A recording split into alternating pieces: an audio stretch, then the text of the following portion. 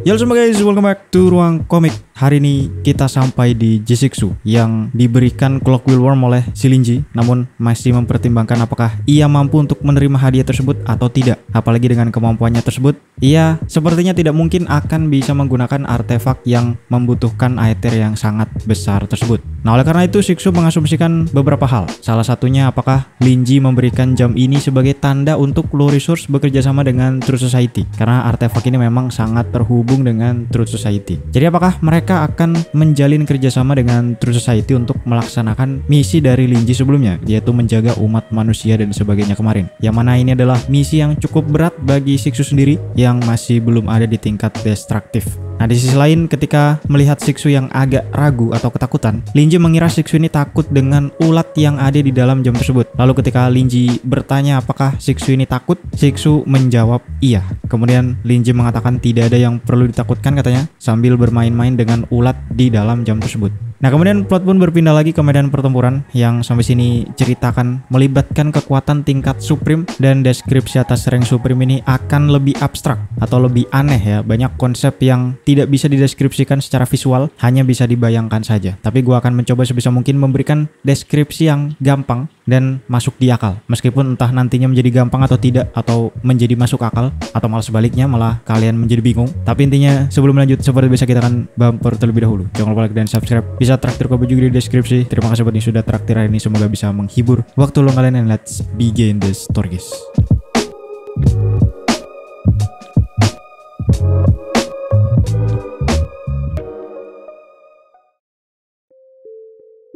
Nah, plot kemudian berpindah ke medan pertempuran, di mana akibat bentrok antara Wilde dan Joseph, peringatan pun diberikan melalui televisi dan radio untuk para penduduk ini tidak keluar dari rumah mereka, karena akan ada badai yang cukup besar melanda Nujin dan merupakan badai terbesar dalam sejarah katanya. Di sisi lain, Winston juga mulai panik karena efek dari pertempuran dua makhluk Supreme ini sudah cukup melebar sampai hampir ke batas artefak bernama Dream Creator yang menjadi pembatas dengan dunia nyata. Jadi nasib seluruh Nujin ini bisa dibilang tergantung apakah artefak Dream Creator ini mampu bertahan atau tidak. Nah, di lokasi Winston sendiri juga masih ada pertempuran dengan anggota sektenya si Wilde, yang memang kata Winston mereka ini sudah menjadi seperti zombie yang sudah kehilangan akal ya, sehingga mereka tidak takut mati, dan kalaupun mereka tewas, mereka nantinya akan menjadi nutrisi bagi kekuatan si Wilde. Bersama dengan Winston yang masih memberikan perintah kepada pasukannya untuk melawan sekte Corps Devouring, ia juga terus memegang alat komunikasinya untuk menunggu kabar dari si Greg, dengan harapan sosok Linji ini akan melakukan sesuatu terkait pertempuran tersebut.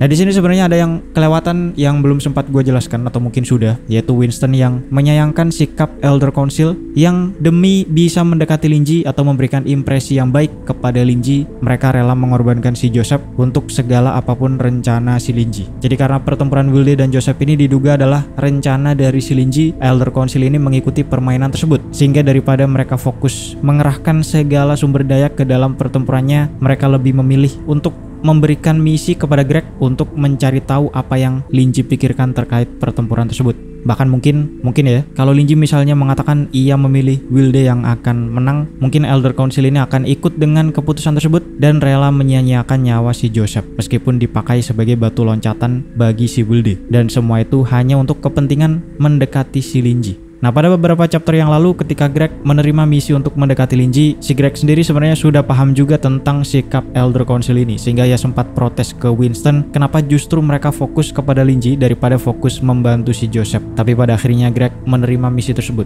Jadi sampai sini Winston pun merasa miris apakah Secret Tower akan mengkhianati Joseph yang sudah setia selama berpuluh tahun mengabdi kepada Secret Tower. Dan di saat yang sama ia juga hanya bisa berharap semoga Linji ini tidak membuat Joseph ini tewas dalam rencananya tersebut. Nah, kemudian kembali ke medan pertempuran. Tak lama setelah diselamatkan oleh si Winston, Melissa pun mulai sadar dari syoknya dan melihat pertempuran bapaknya dari kejauhan. Lalu pada satu titik, tiba-tiba Melissa ini berteriak dan hampir berlari ke arah pusat pertempuran tersebut, ke arah si Joseph, sebelum kemudian ditahan oleh si Winston. Winston pun kemudian bertanya kenapa Melissa ini ingin melakukan hal yang ceroboh, karena kalaupun Melissa ingin menyelamatkan si Joseph, ia hanya akan terbunuh. Ia hanya akan bunuh diri dengan kekuatannya yang sangat lemah tersebut, atau bahkan malah mengganggu fokus si Joseph sendiri katanya. Kemudian Melissa pun menjelaskan alasannya adalah karena ia tiba-tiba merasakan bahwa bapaknya ini akan segera tewas. Nah, Winston yang mengetahui bahwa ikatan antar makhluk transenden, apalagi antara orang tua dan anak itu memang sangat besar, jadi akan sangat wajar jika Melissa bisa merasakan Joseph akan meninggal dunia. Ini juga berlaku seperti misalnya si Charlotte, bawahan si Wilde. Kurang lebih Charlotte juga bisa merasakan ketika Wilde naik ke tingkat supreme. Nah, berkat perkataan si Melissa ini, perasaan Winston pun menjadi makin amburadul. Ia kemudian menoleh ke arah pusat pertempuran yang sampai sini makin tidak bisa dilihat dengan jelas karena seluruh area tersebut telah ditutupi dengan aether yang sangat pekat. Sebelum kemudian tiba-tiba barrier yang tercipta dari Dream Creator pun mengalami sebuah retakan. Nah, Winston yang terkejut sempat melonggarkan tangannya yang menahan si Melissa, sehingga Melissa pun bisa lepas. Kemudian ia berlari ke arah pusat pertempuran. Melissa dapat melewati begitu banyak petugas Secret Tower dan anggota Sekte Corps Devouring yang makin kesini makin kehilangan akal mereka. Kemudian tentakel hitam milik si Wilde juga mulai menjalar sampai ke tanah, menembus dan meretakkan tanah di situ, menciptakan getaran yang cukup besar. Sampai akhirnya Melissa pun tiba-tiba merasakan gelombang luar biasa yang tidak bisa ia tahan, sehingga ia jatuh berlutut mengeluarkan darah dari mulutnya. Nah, tentang apa gelombang ini setelah ini akan dijelaskan. Tapi scene kemudian berpindah ke Wilde dan Joseph, di mana mereka berdua ini ada di tahap saling bertukar serangan dan lebih banyak kepada Joseph yang terus mengejar dan menyerang si Wilde, sedangkan si Wilde terus berusaha kabur dari si Joseph. Nah, namun hal ini bukan karena Wilde kalah dengan si Joseph, melainkan Wilde sedang fokus untuk menguasai hukum rank supreme-nya. Karena dikatakan meskipun mereka berdua ini sudah menembus batasan rank supreme, namun mereka masih belum menguasai hukum mereka masing-masing. Dimana secara pendeskripsian, setelah naik ke tingkat supreme, hukum-hukum ini bisa dibilang seperti fragmen-fragmen yang harus dikumpulkan atau dipahami atau diserap untuk menciptakan sebuah domain. Dan posisinya Joseph dan Wilde ini masih belum menguasai hukum mereka. Nah, si Wilde di sini lebih fokus untuk mencoba menguasai dan memahami hukum supreme miliknya tersebut, sedangkan si Joseph justru terus menggagalkan usaha Wilde dengan menyerangnya secara terus-menerus. Meskipun dengan ini artinya Joseph sendiri juga tidak sempat untuk mencari hukum supreme-nya tersebut. Dan pertarungan berlangsung seperti ini sampai waktu yang cukup lama. Nah, di tengah kabut aether yang sangat pekat ini, Wilde kabur-kaburan sambil terus meregenerasi tubuhnya berkat spell blood sacrifice dari orang-orang yang telah tewas. Tubuhnya terus bisa sembuh meskipun mendapatkan luka yang cukup parah sekalipun. Sebelum tak lama kemudian, Joseph berhasil menjangkau si Wilde kembali dan kemudian menyerangnya lagi. Wilde pun sempat kehilangan lengannya untuk dia jatuhkan ke tanah sebagai pengorbanan yang kemudian menciptakan sebuah tangan raksasa yang kemudian menyelepet si Joseph. Tapi serangannya ini berhasil ditebas oleh si Joseph, dan sebagian besar pertempuran terjadi seperti ini hanya menunggu waktu siapa yang bisa menciptakan domain hukum supreme mereka terlebih dahulu. Singkat cerita, entah kenapa pada satu titik Joseph berhasil memukul si Wilde dengan sangat telak, sampai Wilde pun terpental ratusan kilometer dan menabrak batas barrier Dream Creator yang paling dalam. Karena di sini ada banyak lapisan Dream Creator ya, dan tubuh Wilde terpental ke perbatasan yang paling dalam ini sehingga menjadi amburadul. Nah, namun Joseph sendiri juga merasa ada yang aneh di sini karena ia merasa seperti serangannya ini terlalu mulus, apalagi mempertimbangkan sosok Wilde yang merupakan seorang ahli tipu daya. Jadi Joseph merasa ada sesuatu yang sedang Wilde rencanakan pada saat itu. Alhasil di sini Joseph pun sempat ragu-ragu untuk melanjutkan serangan fatalnya tersebut.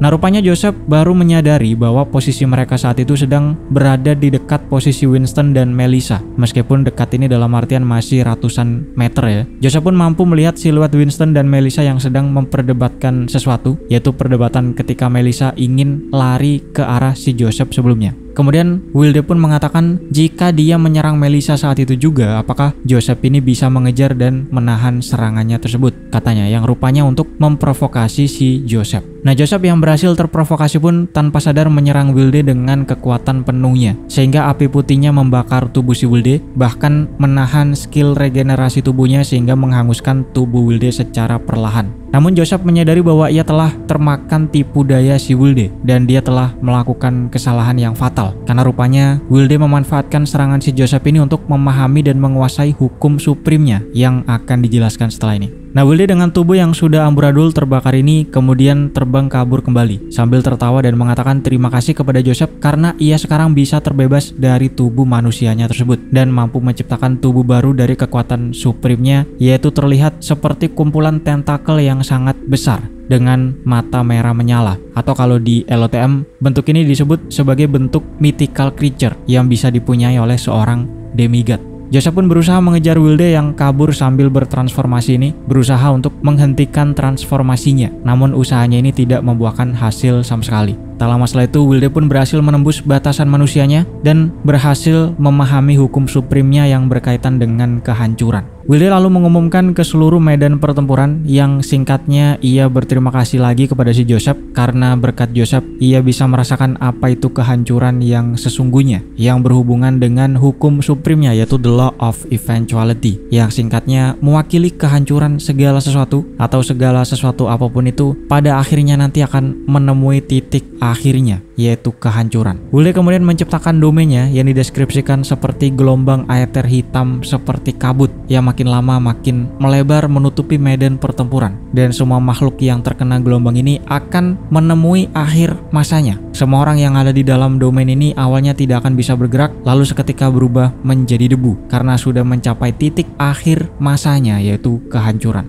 Nah, tubuh mythical Wilde yang makin lama makin membesar ini kemudian mengeluarkan suara teriakan yang mampu menekan Melissa sebelumnya. Yang dijelaskan sampai sini, Melissa berlari ke arah pusat pertempuran sebelum kemudian terjatuh karena tekanan dari si Wilde tersebut. Namun Melissa masih terus bangkit dan berjalan ke arah si Joseph, niatnya berusaha menyelamatkan si Joseph entah bagaimana caranya yang telah ditelan oleh domainnya si Wilde. Untungnya lagi-lagi Winston datang menarik Melissa mundur dan Melissa kemudian tak sadarkan diri. Nah, Winston yang berhasil mundur pun kembali menoleh ke arah domain milik si Wilde yang dideskripsikan sebagai Deathly Silent alias sangat sunyi, termasuk aether putih si Joseph juga mulai tidak terlihat. Tak lama setelah itu Dream Creator satu lagi diturunkan untuk memperkuat barrier di situ. Namun Winston sadar bahwa sebenarnya usaha mereka ini sia-sia karena setelah domain si Wilde berhasil menghancurkan si Joseph, domain ini akan melebar sampai perbatasan Dream Creator dan merusak barrier tersebut sehingga kemudian akan memakan mereka semua. Nah, di sisi lain, anggota Corpse Devouring yang mengetahui kenaikan Wilde ke tingkat Supreme pun malah menjadi semakin kuat sehingga pasukan Secret Tower ini tidak lagi mampu menahan mereka. Dan di tengah pertempuran ini, Winston memutuskan untuk menghubungi si Greg, namun beberapa kali tidak bisa terhubung. Tapi ia terus mencoba menghubunginya dengan harapan perkataan Linji sebelumnya, yaitu di mana Linji mengatakan bahwa Joseph yang akan menang meskipun ada sesuatu yang menarik yang akan terjadi. Jadi Winston percaya akan perkataan tersebut sampai akhirnya alat komunikasinya pun berhasil terhubung ke si Greg. Nah, di sisi lain, Greg yang masih ada di pesta cukup dikejutkan dengan telepon masuk dari si Winston karena baru tak lama sebelum itu ia sudah melaporkan semua yang ia ketahui. Ternyata sekarang Winston sudah menghubungi lagi. Greg pun berdiri pergi ke pojokan ruangan untuk menghindari si Charlotte, dan Charlotte yang sampai sini dapat merasakan penguasaan Wilde atas hukum suprimnya pun sempat mengatakan bahwa sepertinya permainan akan segera berakhir, katanya. Nah, Greg kemudian mengangkat telepon si Winston menanyakan apa yang terjadi, dan ia mendengar Winston dengan suara yang bergetar menjelaskan bahwa Wilde telah mengalahkan mereka dan menguasai sebuah hukum yang bernama The Law of Eventuality. Nah, di sisi lain, Shin kembali ke medan pertempuran di mana Joseph dikatakan terus mencoba mengeluarkan aethernya, namun ketika aether ini bersentuhan dengan domain si Wilde, aether ini langsung menghilang karena efek dari eventuality yang membuat aether ini langsung berada pada titik akhirnya, yaitu kehancuran. Karena bahkan aether pun bukan sesuatu yang abadi. Joseph lalu memutuskan untuk menggunakan life force-nya, atau ibaratnya itu menggunakan umurnya sendiri ya, daya hidupnya sendiri untuk melindungi diri, dan ternyata berhasil. Karena dikatakan hanya life force dari rank supreme yang bisa menahan hukum rank supreme. Sehingga meskipun Joseph masih belum bisa memahami hukum supreme-nya, tapi karena inti dari Joseph ini sudah ada di tingkat supreme, ia masih mampu menahan hukum si Wilde. Meskipun tentunya life force ini ada batasannya, dan ketika batasan ini habis, Joseph akan tewas. Intinya sama seperti menggunakan nyawa sebagai bahan bakar. Nah, Winston yang melihat ini pun kemudian menyuruh Greg untuk mengabaikan misi dari Elder Council sebelumnya yang menyuruhnya hanya mengawasi Linji, dan Winston lalu menyuruh Greg untuk langsung meminta bantuan kepada Linji, bukan lagi hanya menginvestigasi atau mengawasi, tapi langsung ngomong sama si Linji, dan semoga Linji setidaknya masih tertarik dengan nyawa si Joseph, kata Winston. Nah, mendengar ini Greg pun langsung berlari mencari si Linji, sehingga karena Greg ini membuat sebuah keributan, para pelayan pun menghampirinya untuk menanyakan apa yang terjadi. Namun ia terus menyingkirkan para pelayan tersebut sampai akhirnya ia bertemu dengan si Butler yang sebelumnya sempat mengantar Linji bertemu dengan Jisixu. Greg lalu bertanya kepada si Butler di mana posisi Linji. Namun tentu saja si Butler ini tidak memberikan informasi karena memang ada pertemuan private antara Linji dengan Jisixu yang tidak bisa diganggu, katanya. Namun di sisi lain, Greg terus memaksa si Butler sampai bahkan ia mengeluarkan sebuah pisau dan mengancam nyawa si Butler tersebut untuk mengantarnya ke tempat Linji berada. Nah, si Butler yang tidak punya pilihan pun kemudian menuntun si Greg ke lokasi pertemuan Linji dengan Jisixu. Lalu setelah mereka sampai di pintu depan dan Greg telah mengkonfirmasi bahwa itu memang tempatnya, si Greg langsung mendorong si Butler ini menjauh, kemudian mendobrak pintunya terbuka. Dan di situ Greg pun melihat Linji yang sedang bermain-main dengan sebuah jam mekanikal yang ada di tangannya. Nashin kemudian kembali lagi ke medan pertempuran di mana setelah Winston memberikan misi kepada Greg sebelumnya, ia yang sekarang tidak punya pilihan pun memerintahkan pasukannya untuk mundur dan menyelamatkan nyawa masing-masing. Karena secara teori memang tidak ada yang bisa melawan hukum dari rank Supreme kecuali hukum dari rank Supreme yang lain. Dan para pasukan pun juga mengerti tentang hal ini, bahkan beberapa dari mereka mengerti bahwa Joseph sedang menggunakan life force-nya untuk mengulur waktu saja supaya mereka bisa mundur. Sehingga mau nggak mau mereka pun harus mundur ke garis belakang. Kemudian tak lama setelah itu Melissa pun terbangun dan Winston mengatakan kepada Melissa bahwa Joseph adalah seorang pahlawan. Karena sepertinya sampai sini ia mengetahui mereka sudah tidak bisa lagi membantu dan nyawa Joseph sedang ada di ujung tanduk. Nashin kembali berpindah ke Wilde dan Joseph di mana dikatakan tubuh mythical Wilde ini makin membesar dan tentakel hitamnya yang sangat banyak tersebut semakin merusak sekitarnya dengan sangat ngawur. Lalu tubuhnya ini terus melayang naik sampai di titik Wilde bisa melihat seluruh wilayah Nujin, bahkan bisa melihat tembok kabut yang menyelimutinya. Wilde pun mulai merasakan betapa kuatnya dirinya tersebut, bahkan the law of eventuality ini sendiri yang pada dasarnya mengendalikan kehancuran dari segala sesuatu juga merupakan hukum yang punya level yang cukup tinggi dibandingkan dengan hukum supreme yang lain. Bahkan ia sempat membayangkan bahwa ia bisa dengan mudah menghancurkan seluruh Nujin menggunakan kekuatannya tersebut. Setelah itu muncul bentuk kepala Wilde di atas bentuk mythical creature-nya tersebut. Seperti tubuhnya ini berbentuk cukup aneh, tapi kemudian muncul sebuah kepala si Wilde di atasnya dan terlihat ekspresi Wilde ini cengar-cengir bahagia. Ia kemudian menoleh ke bawah dan dapat melihat semua orang di situ dengan sangat jelas, termasuk si Joseph yang masih membakar life force-nya untuk bertahan dari domain si Wilde sambil menodongkan pedangnya ke arah si Wilde. Meskipun Joseph sudah terlihat sangat kelelahan, sehingga sampai sini Wilde tidak lagi menganggapnya sebagai sebuah ancaman. Tentakel Wilde di sisi lain masih terus membuat kerusakan di sekitar, bahkan di beberapa bagian tanah ada yang sampai tembus memperlihatkan pondasi buatan kota Nujin. Dan ketika Wilde sedang mengagumi kekuatan barunya tersebut yang terasa seperti dia bisa menguasai dunia kapanpun, tiba-tiba Wilde teringat dengan sosok Linji yang tentunya berada di level yang jauh di atasnya tersebut. Namun Wilde tidak berani membayangkan apa yang sekiranya Linji rasakan dengan kekuatan yang dia punya tersebut, karena Wilde sendiri tidak tahu sampai mana batasan kekuatan Linji. Si Wilde pun menoleh lagi ke arah si Joseph dan mengingat 2 tahun yang lalu bahwa ia masih kabur atau bersembunyi dari orang bernama Joseph ini. Namun sekarang justru nasib berbalik 180 derajat. Wilde lalu berencana untuk mengakhiri semuanya dan melaporkan keberhasilannya tersebut kepada Linji dan berharap ia akan mendapatkan pujian dari si Linji. Nah, namun di saat yang sama di sisi lain ketika tentakel Wilde makin bergerak serampangan ini, mulai makin banyak lagi petugas Secret Tower yang tidak selamat dan tewas tersabet oleh tentakel tersebut. Bahkan Winston pun dipaksa makin menjauh dari pusat pertempuran dengan menggendong si Melissa yang masih bersikeras untuk menyelamatkan si Joseph. Meskipun Melissa terus berteriak memaksa Winston untuk menurunkan dia pun, Winston tetap menjelaskan bahwa mereka sudah tidak lagi bisa melakukan apapun, bahkan mereka mungkin akan langsung tewas hanya dengan mendekati domain milik si Wilde, kecuali pemilik toko buku membantu mereka, kata si Winston. Nah, ketika mendengar nama Linji disebut, Melissa pun teringat dengan petuah dari Linji tempo hari ketika ia berada di tokonya dan membeli sebuah buku yang berjudul Dorky Origin. Yaitu Linji mengatakan, selama kamu mampu menahan rasa sakitnya, buku ini bisa menjadi kunci untuk membuka segala macam pintu. Melissa pun mengeluarkan buku tersebut yang entah dari mana ya, mungkin ada kantong seperti di Naruto. Intinya ia mengeluarkan bukunya dan membukanya. Setelah itu Melissa mulai mengalami halusinasi seperti biasa dan mendengar suara-suara misterius tentang suatu pengetahuan.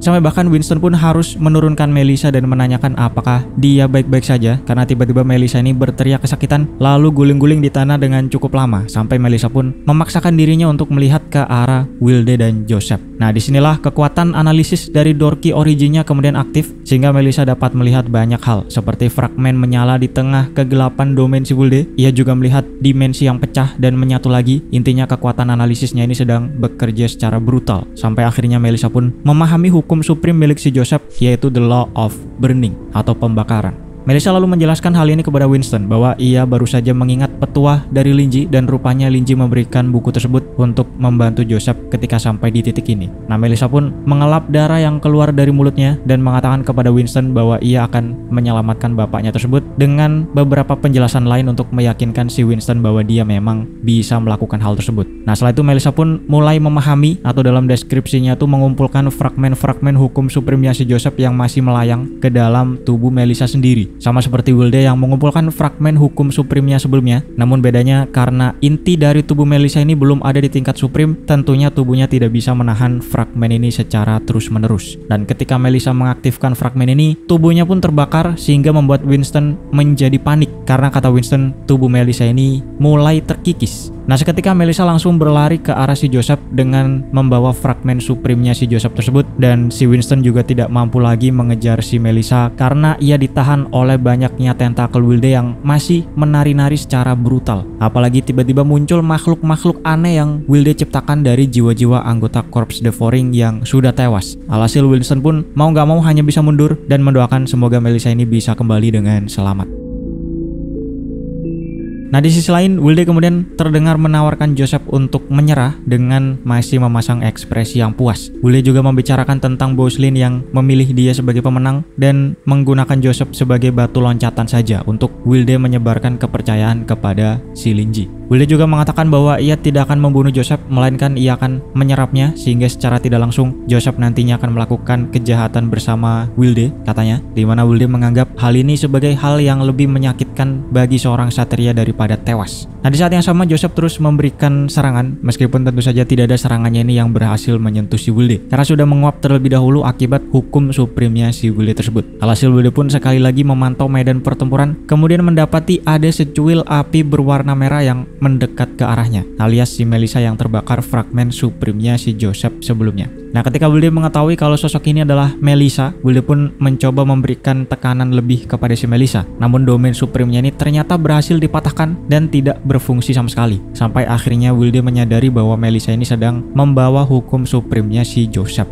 Ini juga yang menjadi alasan kenapa Melissa bisa melewati segitu banyak serangan dan makhluk-makhluk milik si Wilde, sedangkan si Winston tidak bisa. Nah, Wilde pun menjadi khawatir dan mulai memfokuskan tentakel dan domainnya kepada Melissa. Namun lagi-lagi ketika domain ini berhasil menyelimuti Melissa, domain ini malah menjadi retak dan pecah. Tentakelnya juga langsung terbakar sehingga membuat Wilde menjadi semakin waspada. Nah, di sisi lain Joseph akhirnya menyadari bahwa Melissa sedang berlari ke arahnya, sehingga secara refleks ia ikut menghampiri si Melissa dan menyuruhnya untuk mundur. Sebelum kemudian Joseph sadar bahwa Melissa ini sedang membawa fragmen supremenya dengan berbahan bakar life force milik Melissa sendiri.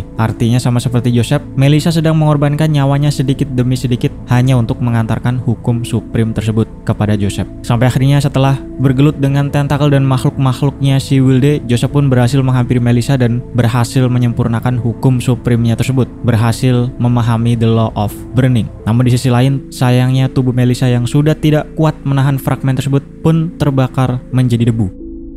Nah, sesaat setelah fragmen supremenya lengkap, tubuh Joseph pun terbakar oleh api putih dengan konsep burningnya yang mampu membakar segala sesuatu. Namun dikatakan Joseph sampai sini sudah tidak bisa merasakan apapun karena telah kehilangan si Melissa. Apalagi membayangkan dia yang berlari dari ujung ke pusat medan pertempuran dengan menahan kekuatan sebegitu besar. Joseph pun hanya bisa menunduk dan menangis meminta maaf, bahkan berpikir apa gunanya menjadi kuat jika ia saja tidak bisa melindungi dua orang terdekatnya, yaitu istrinya dan Melissa yang sama-sama terbunuh dalam pertempuran. Nah, di sisi lain, Winston yang masih memantau mereka pun juga ikut sedih melihat kematian Melissa, sekaligus bertanya-tanya apa jadinya si Joseph ini jika sekarang ia tidak punya apapun lagi untuk memotivasinya bertahan hidup. Nah, lalu kembali lagi ke Wilde yang sampai sini justru mengolok-olok si Joseph dengan sangat bahagia atas kematian Melissa tersebut. Wilde juga terus mengatakan kegagalan Joseph untuk melindungi semua yang dia punya dengan tujuan makin melemahkan mental si Joseph. Setelah itu Wilde pun kembali fokus menyerang Joseph dengan tentakel dan domain eventuality-nya. Namun kekuatannya tersebut tidak dapat langsung membunuh si Joseph karena pada dasarnya hukum Wilde ini adalah mempercepat sesuatu untuk sampai pada titik terakhirnya. yaitu kehancuran. Nah, namun para makhluk supreme ini dikatakan sudah menjadi makhluk yang hampir abadi. Kenapa hampir? Karena bukan berarti mereka tidak punya batasan hidup. Segala sesuatu dikatakan masih mempunyai sebuah batasan. Namun batasannya ini akan sangat panjang bagi makhluk supreme. Sehingga secara teori kekuatan Wilde juga membutuhkan waktu beberapa saat untuk bisa membuat Joseph ini ada pada titik akhir kehancurannya. Apalagi setelah Joseph naik level lagi dengan menguasai The Law of Burning-nya tersebut. Sehingga dalam usahanya ini Wilde kemudian menyempitkan domain supreme-nya untuk lebih fokus menyerang si Joseph saja. Nah, tak lama setelah itu Joseph yang awalnya masih diam untuk menangisi kematian Melissa pun mulai emosi dan mengaktifkan domain supreme-nya tersebut, sehingga ia berhasil membakar serangan-serangan tentakel dari si Wilde dan membuat Wilde secara insting menarik kembali tentakel-tentakelnya tersebut. Singkat cerita, clash dari kedua makhluk supreme yang sekarang sudah benar-benar naik ke tingkat supreme ini pun mampu lagi-lagi meretakkan barrier dari Dream Creator. Gempa besar juga kembali terjadi yang kali ini lebih besar daripada sebelumnya. Di sisi lain, Winston perlahan juga mundur namun masih terus memantau situasi yang terjadi di situ. Sampai tak lama setelah itu datanglah si Caroline yang ingin memantau situasi secara langsung karena ia mengatakan gelombang aether di situ sudah tidak lagi bisa ditampung oleh jaringan aether milik mereka sehingga harus dipantau secara langsung. Caroline pun menggunakan kemampuan Eyes of Gazing-nya lalu menjelaskan kepada Winston bahwa Joseph akhirnya sudah menguasai hukum supreme miliknya sehingga pertempuran selanjutnya akan menjadi sesuatu yang bahkan mungkin tidak dapat mereka saksikan atau mengancam nyawa mereka sendiri apalagi ikut berpartisipasi, kata si Caroline. Nah, mereka berdua cukup khawatir apakah barrier dari Dream Creator ini mampu menahan aether dari kedua makhluk supreme tersebut. Mereka lalu sempat membahas juga tentang ketidakpatuhan Winston yang langsung menyuruh Greg untuk meminta bantuan kepada Linji sebelumnya, di mana Winston masih memegang alat komunikasinya dan masih menunggu kabar dari si Greg. Tapi sampai sini ia sudah memahami setidaknya apa yang direncanakan oleh si Linji, yaitu Linji bukan ingin salah satu dari mereka saja yang menang, melainkan Linji ingin keduanya bisa naik ke tingkat supreme. Meskipun sampai sini saja sudah mengorbankan segitu banyak nyawa manusia. Winston lalu menoleh ke belakang di mana ia melihat ada sebagian kecil petugas Secret Tower yang selamat dan membayangkan betapa kejamnya para makhluk tingkat atas ini untuk memainkan takdir orang lain.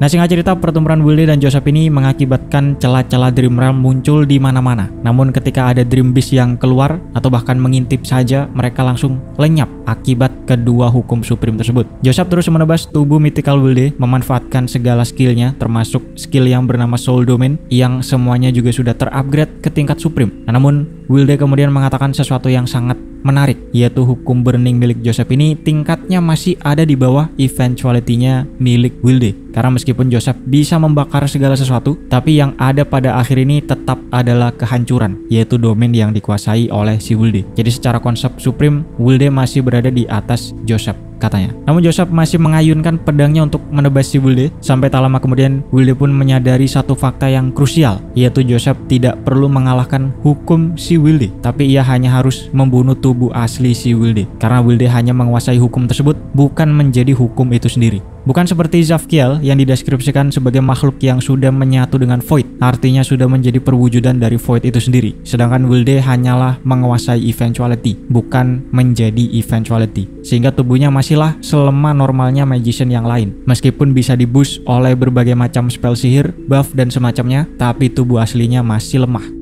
Nah, singkat cerita, bentrok mereka pun akhirnya berhasil merontokkan barrier dari Dream Creator, sehingga dikatakan gelombang energinya ini bisa lolos ke dunia nyata dan menggetarkan Wujin di dunia nyata. Lalu sampai sini singkat cerita, pertempuran kedua Supreme yang saling bertukar teknik dan spell ini berakhir dengan Joseph yang berhasil menancapkan pedangnya ke kepala Wilde dan berhasil membunuh si Wilde. Meskipun kondisi Joseph sendiri juga sangat mengkhawatirkan, bahkan dikatakan bisa ditabok oleh manusia biasa dan si manusia ini bisa menang. Lalu setelah kematian Wilde, domain eventuality-nya pun hancur dan tubuh mythicalnya juga lenyap. Joseph kemudian melihat kedua tangannya yang masih bergetar dan mengatakan dalam hati kekuatan yang ia dapat ini tidak ada gunanya karena ia tidak bisa melindungi sosok yang harus ia lindungi. Sayangnya Joseph kemudian dikejutkan dengan sebuah tentakel yang menusuk dia dari belakang, di mana ternyata tentakel ini berasal dari si Wilde yang entah bagaimana bisa hidup kembali. Kemudian sosoknya ini muncul di depan si Joseph. Nah, Joseph pun kali ini harus dibuat tidak berdaya. Kemudian Wilde pun membuli Joseph yang percaya dengan kematian Wilde tersebut. Lalu singkatnya Wilde menjelaskan kenapa dia bisa bangkit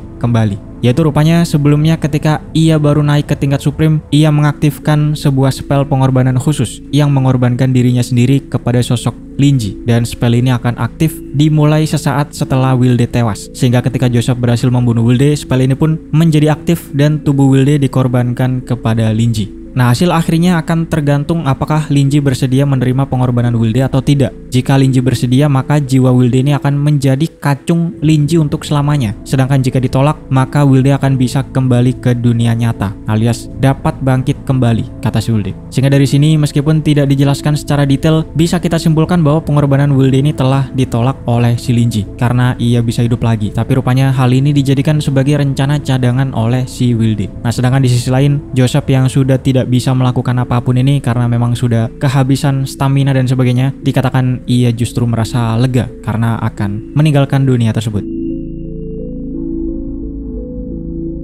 Nashin kemudian berpindah kembali ke Linji tepat sebelum Greg mendobrak masuk ke pertemuannya dengan G-Sixu tersebut. Posisinya di sini Linji sedang bermain-main dengan artefak jam di tangannya untuk menunjukkan bahwa ulat di dalamnya ini tidak seberbahaya itu kepada Sixu. Karena sebelumnya Linji mengira Sixu ini takut dengan serangga tersebut, sehingga hal ini membuat Sixu dan bapaknya menjadi melihat ke arah Linji dengan perasaan yang sangat khawatir karena takut ada sesuatu yang terjadi dengan jam tersebut. Nah, setelah itu Greg mendobrak pintunya sehingga membuat Linji menoleh ke arah pintu dan jarinya agak menjauh dari jarum jamnya, sehingga membuat kepanikan Sixu mulai mereda karena sepertinya Linji tidak jadi memainkan jam tersebut. Di sisi lain, Jibonong yang mengenali si Greg sempat menanyakan apa yang terjadi. Namun Greg yang ingin menjelaskan sesuatu kemudian dikacaukan oleh beberapa pelayan yang berusaha menariknya keluar supaya tidak mengganggu pertemuan tersebut. Linji juga tidak sempat mendengar apa yang Greg bicarakan sebelum kemudian terjadi gempa yang cukup besar yang berasal dari bentrok Wilde dan Joseph sebelumnya yang berhasil merusak barriernya sehingga efeknya ini sangat bisa dirasakan di dunia nyata. Nah, goncangan dari gempa ini memang sangat besar sampai membuat seseorang harus memegang sesuatu supaya tidak jatuh. Nah, akibatnya Linji yang cukup kaget ini sempat menggenggam jamnya terlalu keras dan tidak sengaja menggeser jarum jamnya mundur dengan jarinya tersebut. Alhasil Sixu dan bapaknya pun langsung terkejut, bahkan Greg yang juga mengetahui tentang artefak ini beserta kemampuannya untuk mengendalikan waktu juga ikut melongo dibuatnya. Dan dugaan mereka rupanya benar terjadi karena sesaat setelah itu aliran waktu pun terasa mundur beberapa saat. Nashin kemudian berpindah lagi ke Haniel, di mana di part 64 sebelumnya dijelaskan Haniel telah kabur dari Blackie melalui aliran waktu.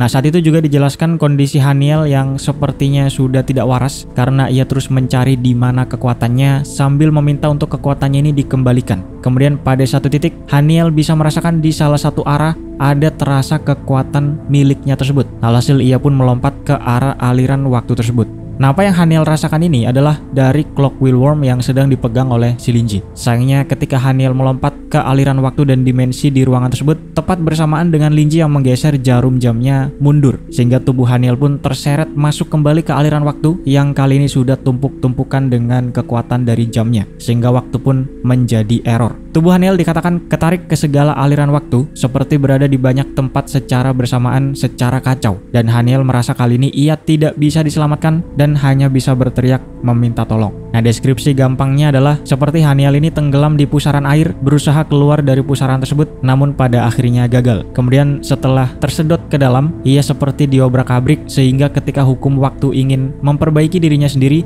Haniel pun meledak, membuat fragmen hukum supremnya yang berhubungan dengan waktu ini menyebar ke segala arah bersamaan dengan energi yang sangat besar.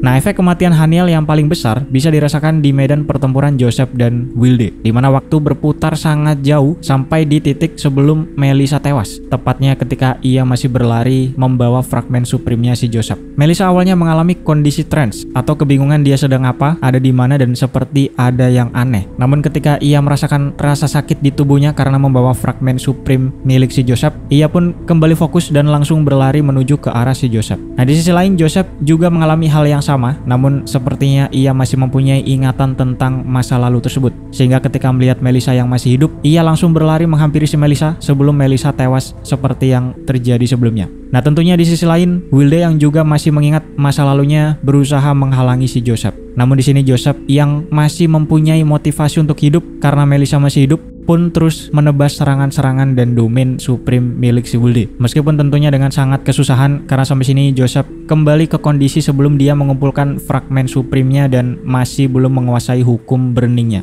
Menariknya di saat yang sama Wilde tiba-tiba dikejutkan dengan munculnya banyak sekali retakan dimensi di sekelilingnya yang membuat dimensi sangat terdistorsi dan kemudian mengeluarkan ledakan dari Haniel sebelumnya. Nah, gelombang ledakan ini sekali lagi merusakkan barrier dari Dream Creator yang di sini masih belum rusak ya karena waktu berputar mundur, tapi akhirnya rusak juga akibat ledakan Haniel tersebut. Lalu dikatakan sebagian pondasi Nojin yang sampai sini sudah terlihat akibat pertempuran Joseph dan Wilde harus terkena hantaman ledakan ini juga sehingga pondasi besi ini akhirnya terkikis. Ditambah lagi terkena domain eventuality dari si Wilde sehingga membuatnya langsung berkarat secara cepat dan hancur. Akhirnya terjadilah sebuah gempa tektonik yang memang mirip seperti itu, tapi bedanya ini bukan lempeng bumi melainkan lempeng besi dan skalanya sangat besar, bahkan tanahnya menjadi miring, Pak. Alhasil di sisi lain Melissa juga sempat terlempar ke depan sehingga mempercepat pertemuannya dengan si Joseph. Yang singkatnya Joseph pun berhasil menangkap Melissa lalu langsung menyerap fragmen supreme-nya sehingga berhasil menyelamatkan si Melissa sebelum sempat terbakar habis seperti sebelumnya.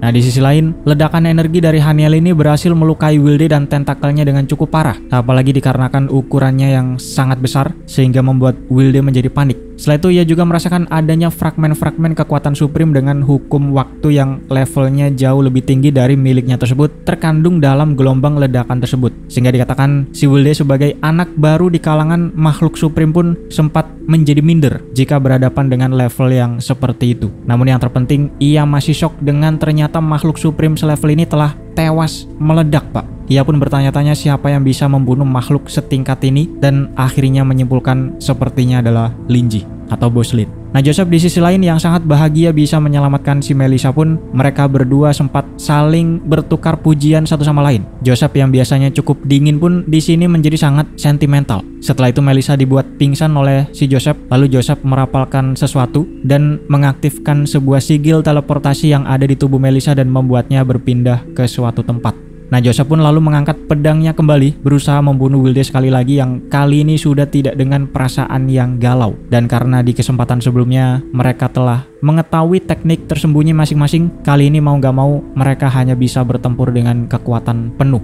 tanpa ada trik yang disembunyikan. Dimana hal ini cukup merugikan bagi si Wilde karena ia tidak lagi bisa melakukan tipuan mati seperti sebelumnya karena mereka berdua masih mengingat masa lalu sebelum waktu mundur. Bahkan kali ini justru si Wilde yang menjadi galau karena ia bingung kenapa hasil akhirnya Joseph malah berhasil selamat dan kenapa Joseph diberikan kesempatan kedua oleh si Linji. Intinya ia masih sulit untuk mempercayai kemungkinan tersebut dan justru dia yang mulai mempertanyakan kesetiaannya tersebut. Akhirnya sampai sini pertempuran antara dua makhluk supreme pun lagi-lagi terjadi.